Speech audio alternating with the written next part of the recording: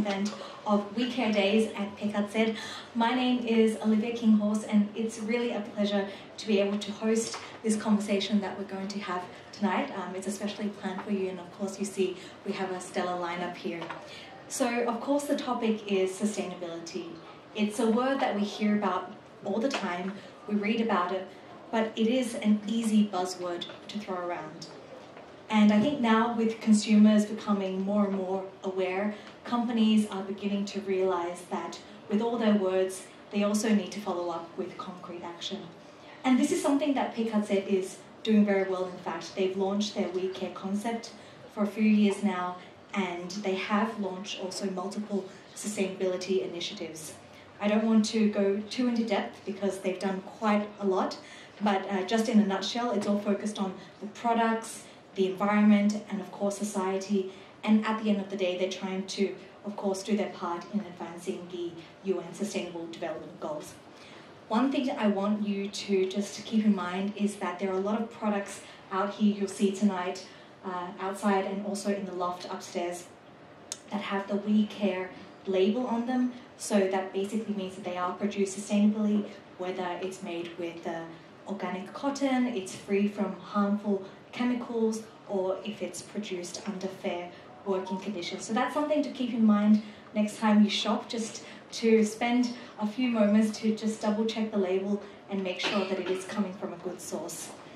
I want to also say that this year is particularly special because with We Care Days, it's the first time they're holding an event of this size and scale, so it's really great to be able to welcome all of you here.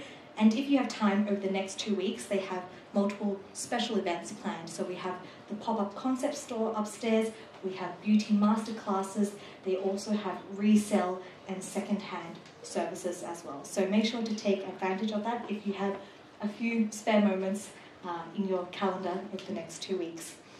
A lot planned, but I think that we're all really here, of course, to hear from these wonderful speakers. So let me introduce them to you. To my left, we have Annabelle Hutter, who is CEO of Säntig-CEO. They have one of the most unique machines for developing recycled cotton. And basically, fun fact, she also climbed Mount Kilimanjaro at 18, if I'm correct, and it was also for cancer research. Yeah. So that's Annabelle. She's been living in Zurich for the past 3 years now because she's been everywhere. And then we've got Sara Nuru, if you watch Germany's Next Top Model, but I think all of us also know her as an entrepreneur now, founding Nuru Women and Nuru Coffee, which my husband loves to drink. Good husband. Yeah. And then of course we have Monica Verdi, who's leading sustainability at PKZ already since 2022. And her fun fact is she founded her own premium retail fashion startup and sold it before coming here. So you're also your own boss in a way. Research. Yeah. And everything we are wearing tonight is We Care, has a We Care label. So just something to keep in mind. I think we'll just start off now. Since we are at a fashion house, let's start with a warm-up question. Why don't you all just quickly tell me what your last sustainable purchase was? Annabelle, do you want to kick it off? Actually, for me, it was a bicycle, which is pretty new for me. I mean, I've grown up in Asia my whole life, and bicycling around a city is quite odd for someone who's grown up in such big cities like Bangkok, where you would probably die if you were on a bicycle. So that was my recent sustainable purchase, and I love it. So wave at me if you see me around Zurich on a bike. And if you see her, dodge. Yeah, probably just stay away. Sara. Well, for me, it was actually not for me. It was for my child. I bought some second-hand wooden toys, yeah, and some books. So now I'm a mother, so nothing for me anymore. But that was actually the reason. Yeah, we don't need more kids' toys in the house. Okay, so Monica? And I bought recently just a plain white T-shirt from our own brand, Pauline. made of 100% recycled organic cotton, but it's a really nice cut, so you can upgrade it with a blazer, downgrade it, and go, I don't know, to the gym or whatever. And I think you just need a really nice white t-shirt, which you can always use. Okay, wonderful. So, as I mentioned before, sustainability is a word that we use a lot, but I think it's also quite general. So maybe you can tell me, what does being truly sustainable mean to you? How would you define that? Well, for me, can I start? I won't look at it. Okay. It's actually basically awareness for what I consume, and also how I act on a daily basis. And when in terms of our business, Nuru Coffee, Nuru Woman, it's in a collect, like in an eco way. It's more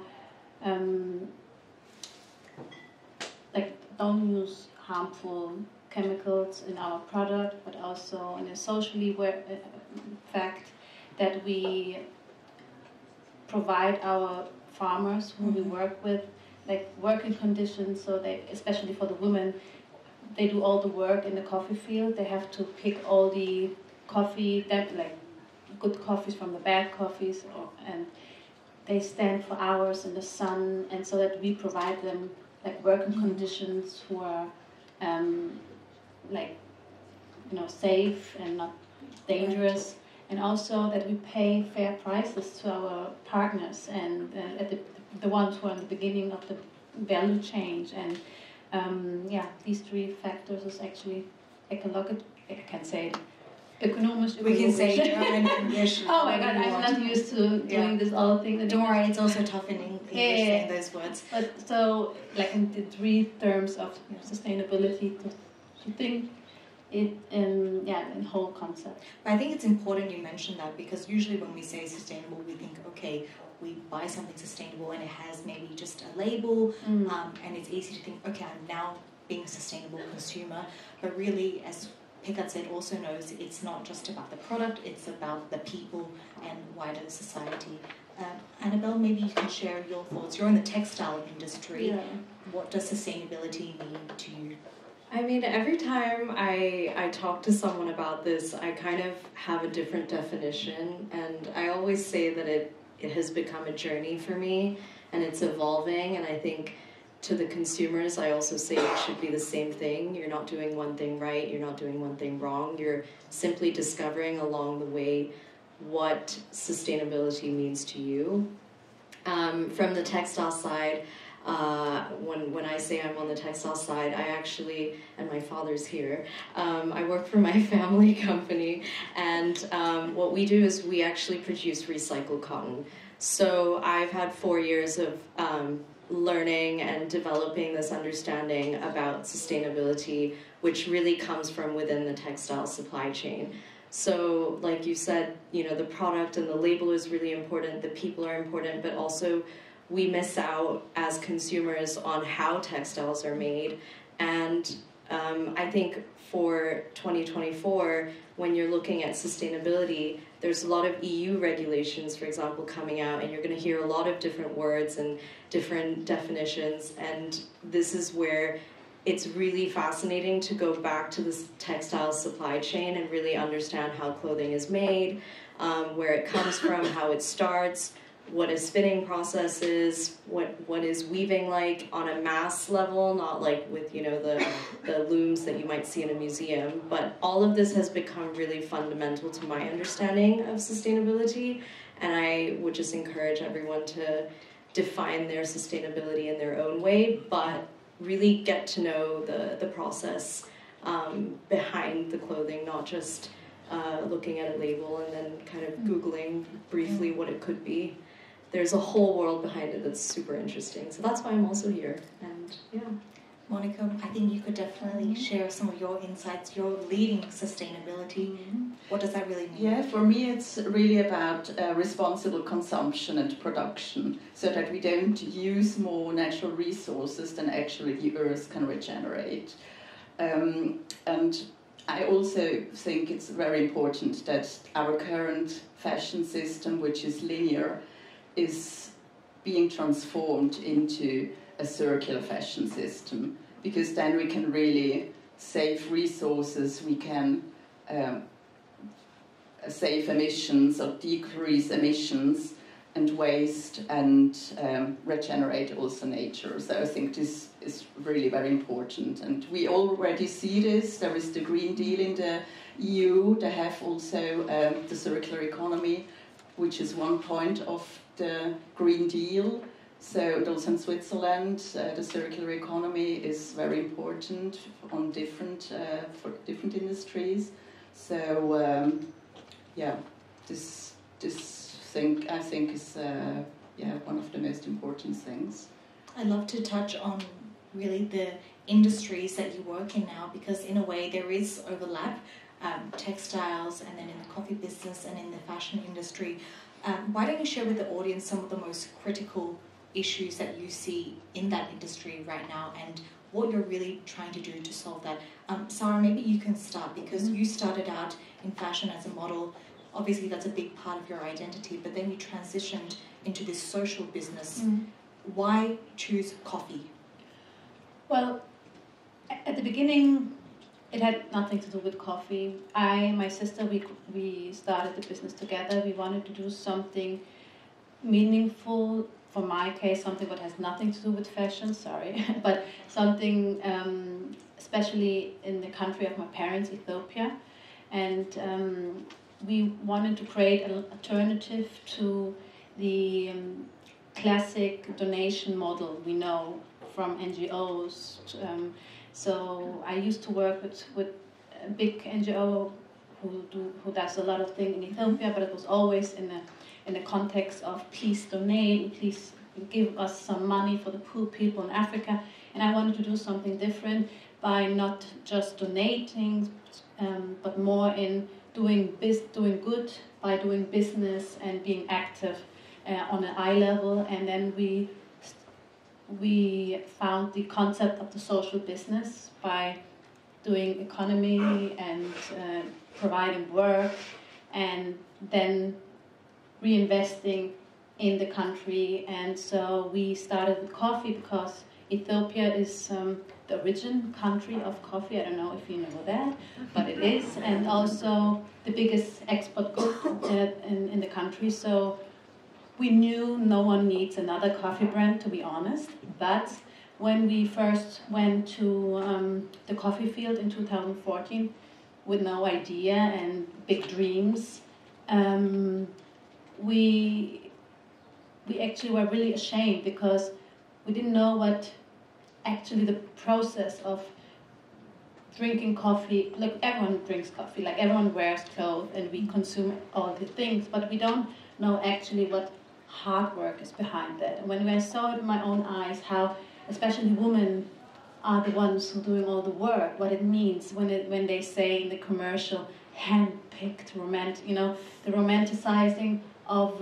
it wasn't like that at all. Not at all. And for us, it made click that we decided that we know it's a really big competitive market, and but that we wanted to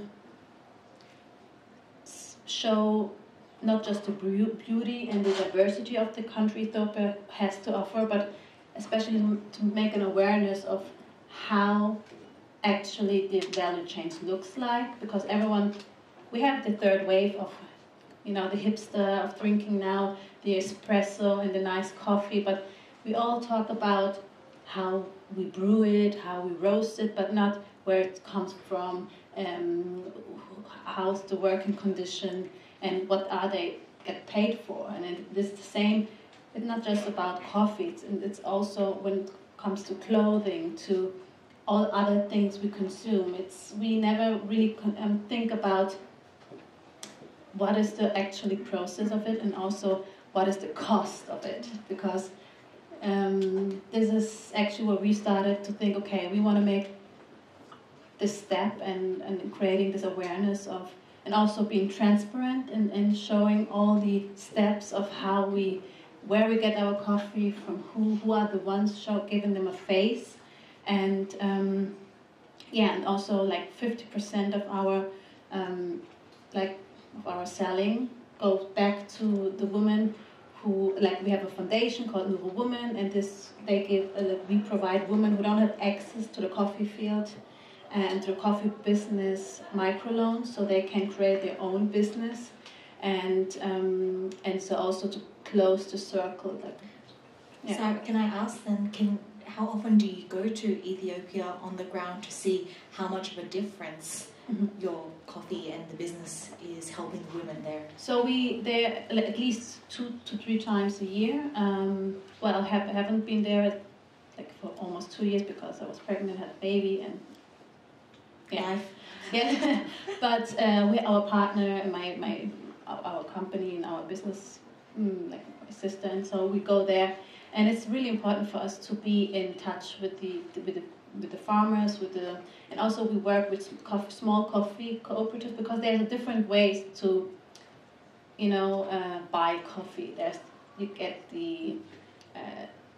can buy it from the stock market and also from the big suppliers who own the coffee beans, but have day workers who don't pay right. So we decided to only work with small cooperative who are the ones who they tell us how much they work and their product are valued, and we are willing to pay that, because our concept is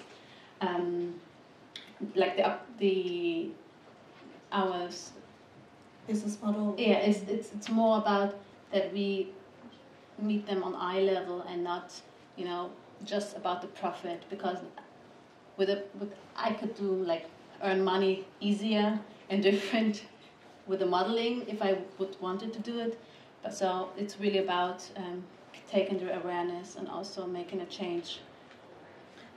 Annabelle, yeah, I know. Okay, let's actually do Sara.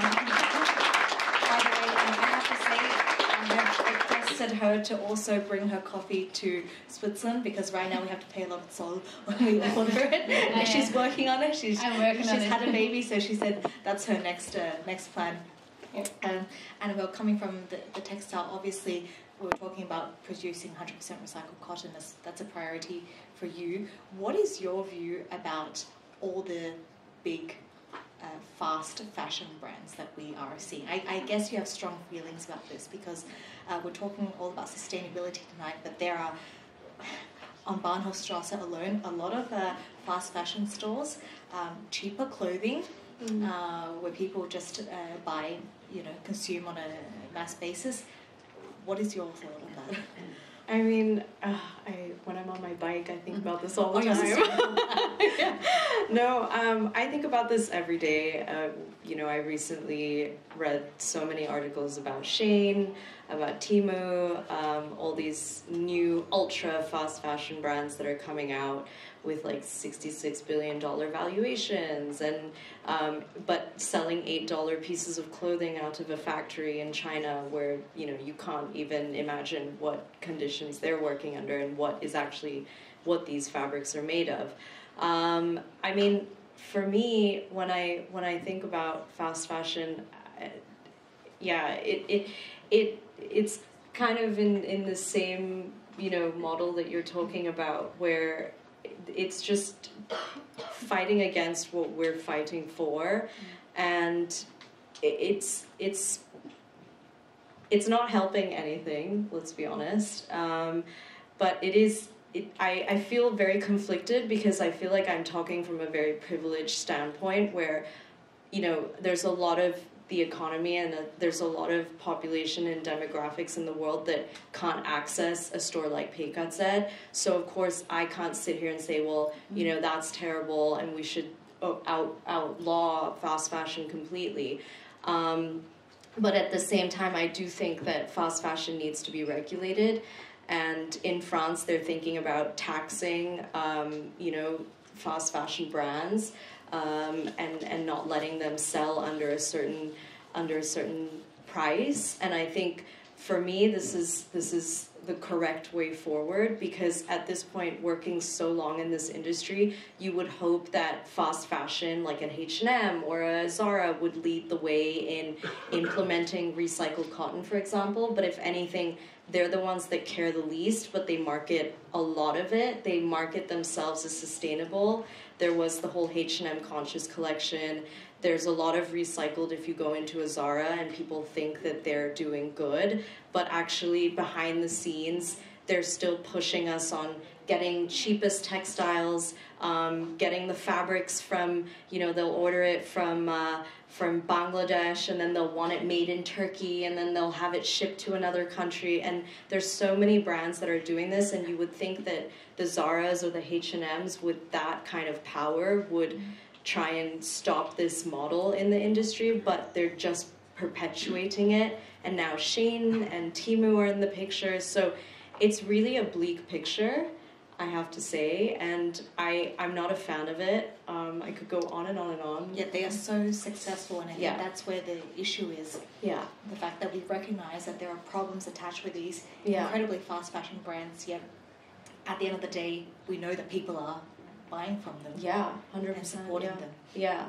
So, of course, we don't have the answer to that. Yeah. And that's not going to change tomorrow. Monica, like coming from a store like Picard said, how do you feel when you see those kinds of stores? Of course, it's catering to a different demographic and audience as well, but just in general, the industry that we do have these mass marketed brands. Yeah, I think it's they are really harming the whole earth. I mean, we know that they are polluting. They are driving the overproduction and overconsumption that we have, which is really one of our main problems.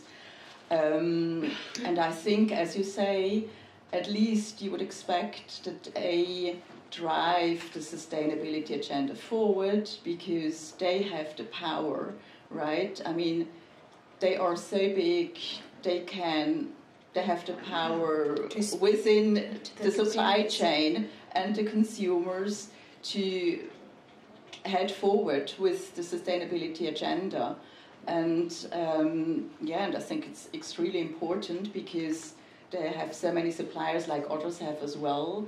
So if they drive the sustainability agenda forward, it's going to be easier for all the smaller companies as well. And that's why I think they really should. I mean, and also we need more regulations, we need more legislation about fast fashion. I think the EU is coming with kind of laws, and I think it's also very important because otherwise, without laws, it's going to be very hard that the system is going to change. So I'm glad to see that the EU is really making steps towards more regulation. But you know what I really think is also regulation is really important, and also it forces the big companies to change things, but at the end it is our responsibility. We as a consumer, we have the power to change things as well.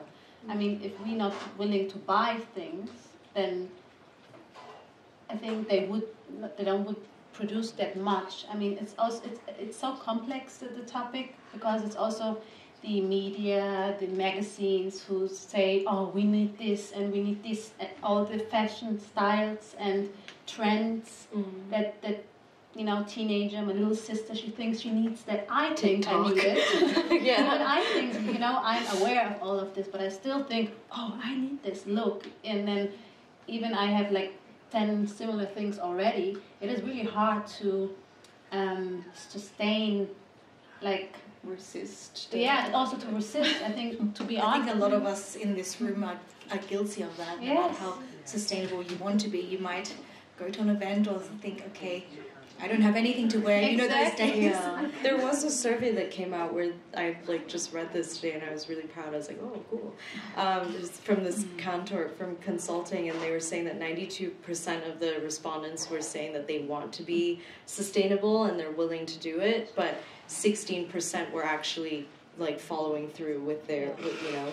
And I think we're all guilty of such things where you're easily sidetracked and all of that. And working with designers, I really just tell them, I'm like, listen, just cut out all the bad stuff. Stop stop putting a weird mix of polyester and acrylic and like things that aren't recyclable down the line, things that aren't good for the environment. Just stop, and start implementing more natural fibers, not man-made, and then it can be the consumer's power in the end when they choose that, because it also comes top down from a designer. Which is also easier said than done, right? Oh, 100%. Designers are, no, you don't want to work with designers. Okay, but actually, it's really interesting what you say. I think I would be curious to know, let's get a show of hands, who in this room thinks that they could improve more in their consumption and being more sustainable? Okay.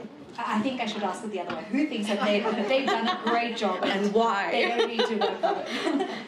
and see, I think that's where the issue is, or this is the reality.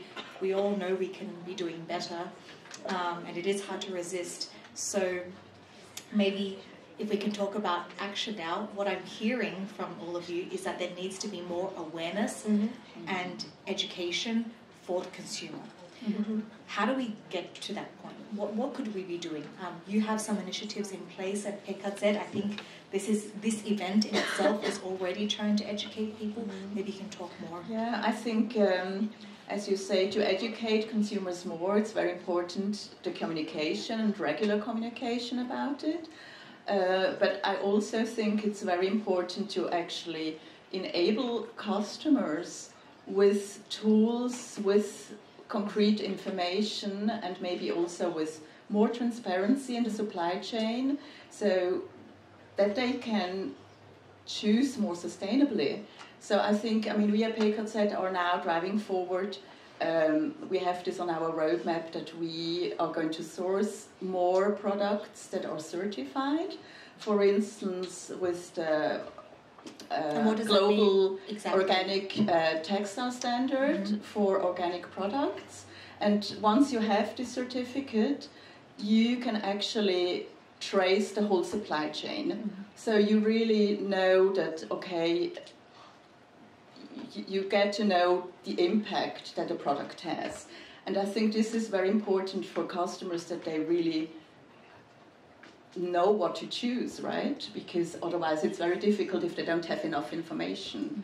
So you have to rely somehow, and this is why we are having this on our roadmap, that we are going to have really more, because we have so many different brands, right? And for our customers, I think it's also not easy sometimes to choose the right, more sustainable product. And I think this is a good measure, that customers see a label, but then it's also education, that we communicate this to customers and make them more aware of it, because not everyone is like myself, just every day in this topic. So I think, it's important to raise awareness with regular communication about what is more sustainable and what isn't. I think even when we just read a label, sometimes the information is not so easy to understand, just because everything is there. Absolutely.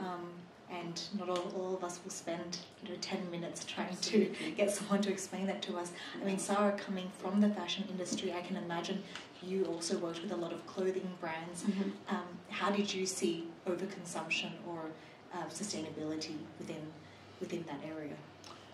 Well, it's not that easy. What I see is that there's a willingness for change, but as you also already mentioned, for example, I worked with H&M for the Conscious collection, and I was thinking a lot, should I do it? Is it greenwashing? And I was thinking back and forth. And at the end I did it because I like the idea that as a big fashion fast fashion house, that they have the power to access or to educate a lot of people, especially young people, for this topic, for consciousness and all that. And it's sad that they now closed it, cancelled it, because I think it's important that sustainable clothes is also affordable and also like the people have access to it, because what we always get to hear, like people love our coffee and they are willing to buy it, but they say it's for a special occasion, because we, of course, compared to other coffee brands, we're much more expensive because we buy direct from the farmers and in small amounts and pay more price and all that.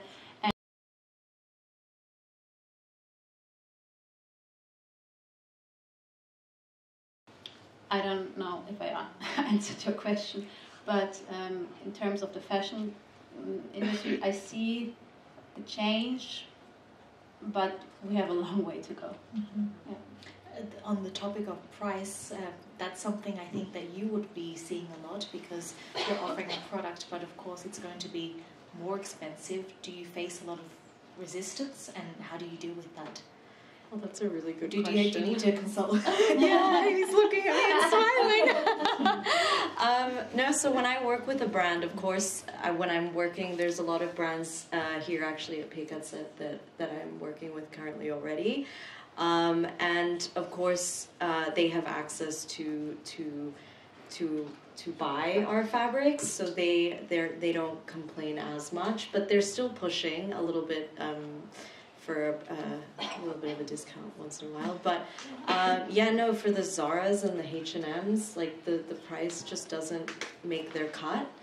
And this comes, like you said, it comes from people not being able to or willing to pay the price. But once you have, like you said, legislation, and when you have more people and more brands just implementing recycled cotton into their daily lives, for example, then it'll just be a domino effect where it'll like hopefully trickle throughout the industry and down to a point where it becomes a staple item like cotton has become in our lives.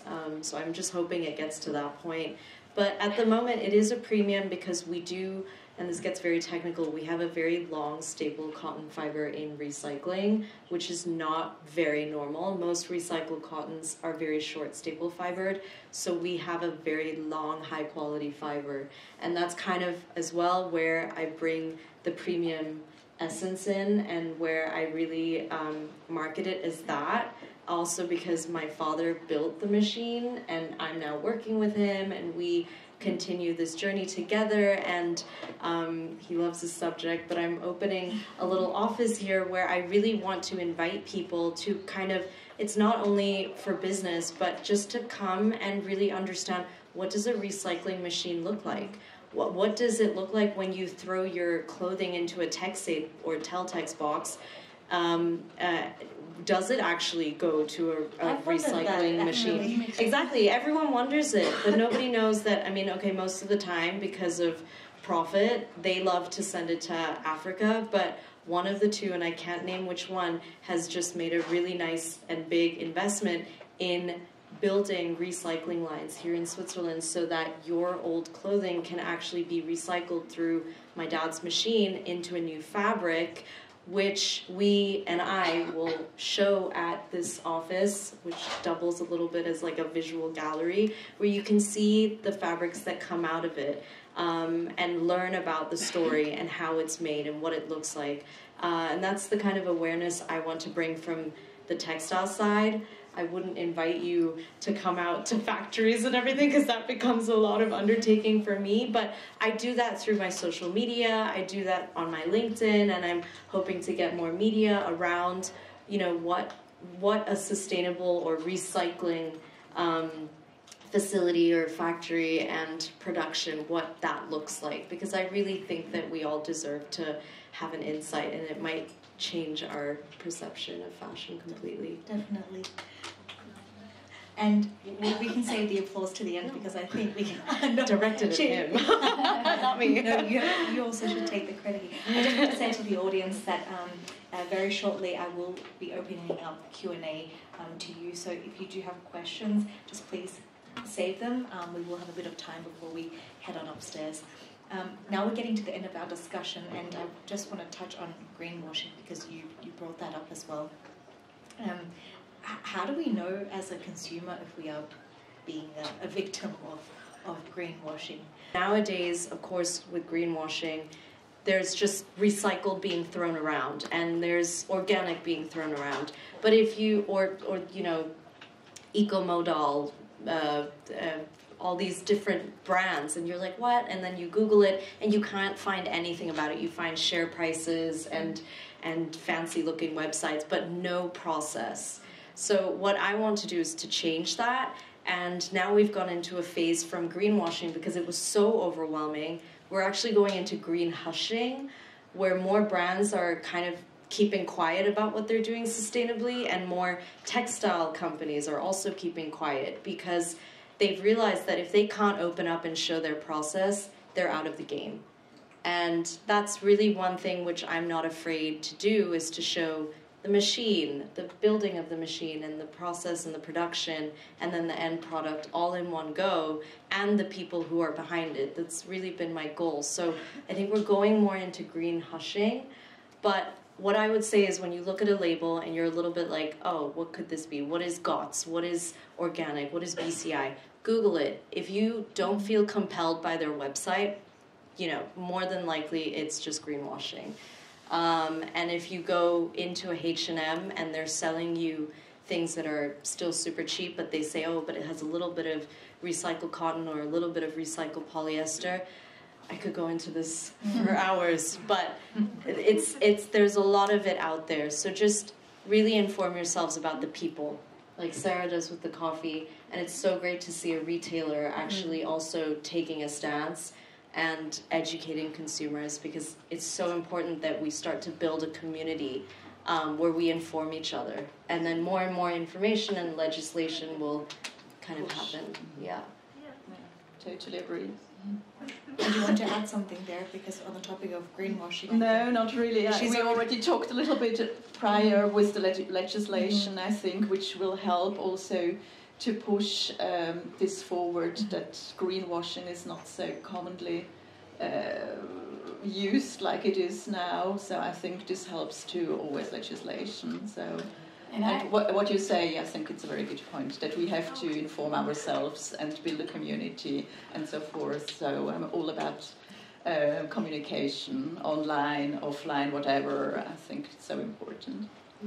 I think also Annabelle said it really nice and to the point. And also, I'm really into labels as well, but for us, for example, we didn't have any labels. So okay, we have the organic label, but we don't have the fair trade label, even though we are like buying our coffee from fair trade certificate cooperative, but we decided we don't want like this label, because we want that people actually get, you know, do the work as well to inform themselves about us and our, because sometimes when you're in the supermarket, you get confused and you say, okay, it's fair trade, I take it. But big labels, they can buy the label, and sometimes it gives an orientation, but as you also said, it's not enough. I think it's always about, can I trust?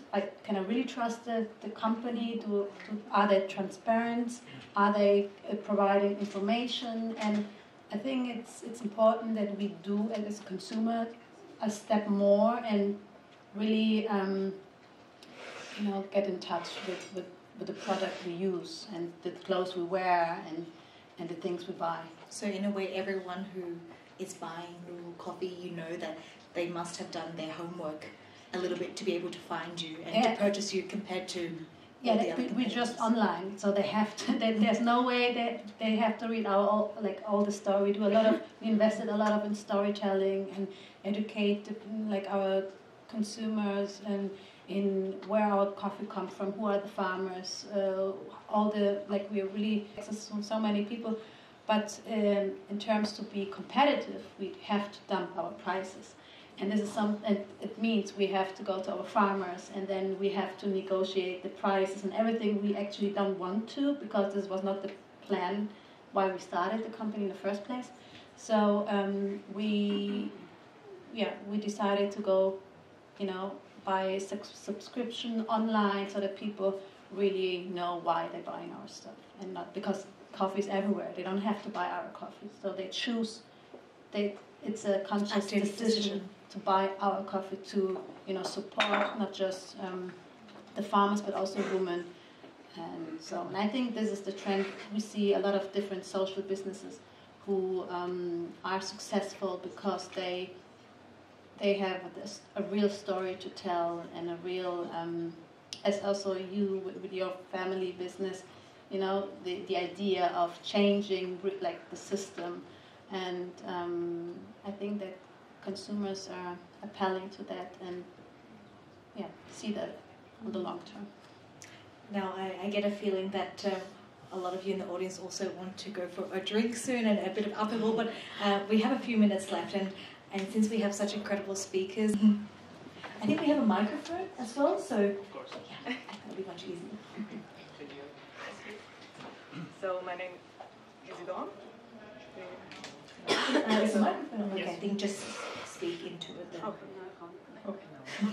So my name is Daphne, and I wanted to ask, maybe it's for Pekka, because one group in the whole sustainability process is, I think, mostly forgotten, like in the whole consumption world, and these are the animals, because animal skin is not sustainable, because they are actually only bred and killed to get their skin. And I was wondering, how are you, because I think you're fur-free now for 3 years, Yeah. but like wool or leather with it, which is like processed with a lot of toxins, that you can actually wear it.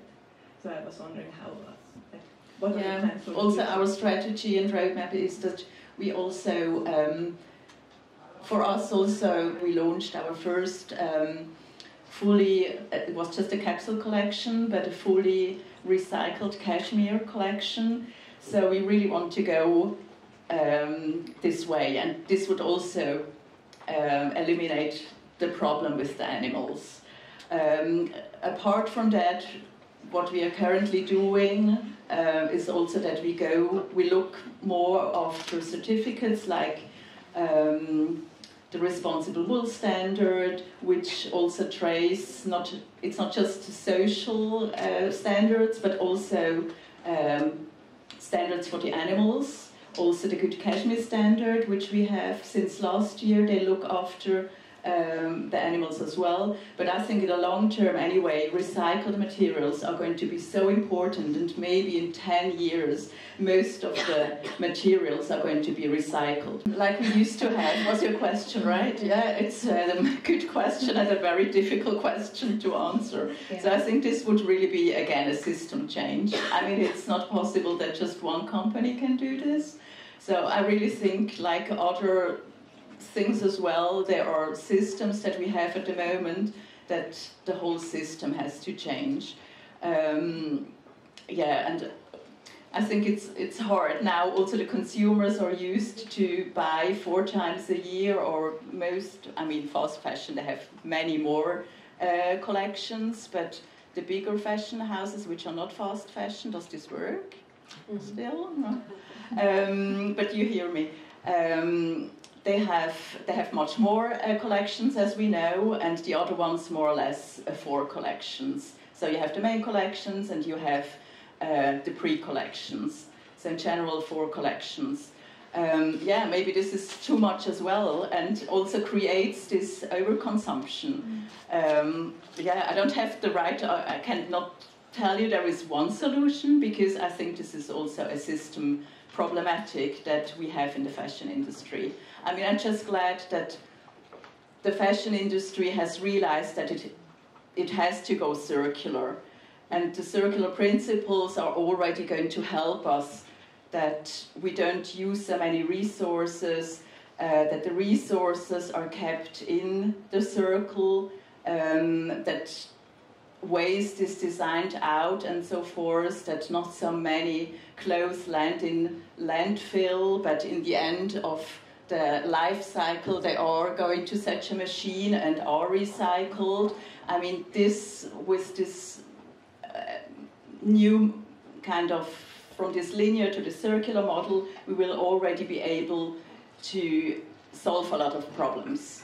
And the other thing, I think it's I cannot give you the right answer. It's really a system. It's a system problem. But a lot of designers that I work with are also trying to. They're going back to this nostalgia where they want, you know, less collections. And I've already spoken to some designers who just want one collection of, you know, really well thought out kind of basics. And these are really luxury brands that are considering cutting a lot of their collections by 20-30%, and to like 1 or 2 seasons only, so they can focus more on giving you that answer that you want. So yeah.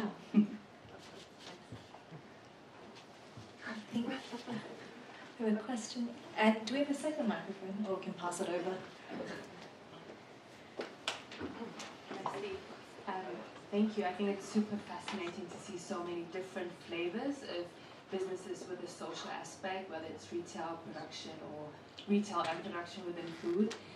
I'd be interested to understand, what is the topic of scale for you? What does it look like? Do you face issues in trying to scale your business because you want to be sustainable?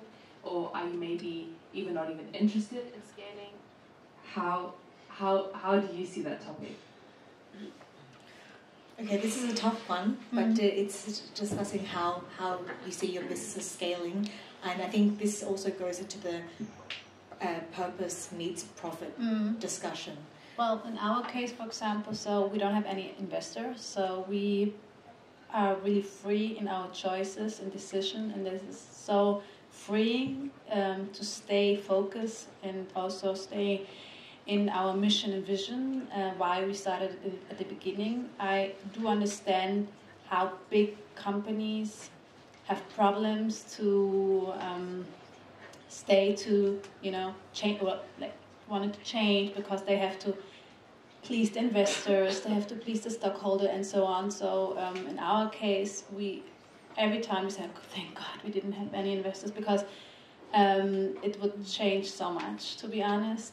But it means that we don't grow as fast and as big as other companies who started at the same time, for example, or who have investors involved. But I sleep really good at night, and I'm happy about it, and I wouldn't change it for anything. So. I don't know if this answers your question, but it helps us to stay on our line. I think it's the same as Sarah, really. There's so much overlap. Do you sleep well at night too? No, but... No, I'm kidding. I do. But I would say we're pretty much scaled, so we can produce fabrics for all kinds of brands. But I would say that in the textile industry, there's a lot of innovation. So, you know, someone in the audience was touching on leather, for example. There's a lot of vegan leather out there, which, by the way, is most of the time plastic. So let's not go down that road.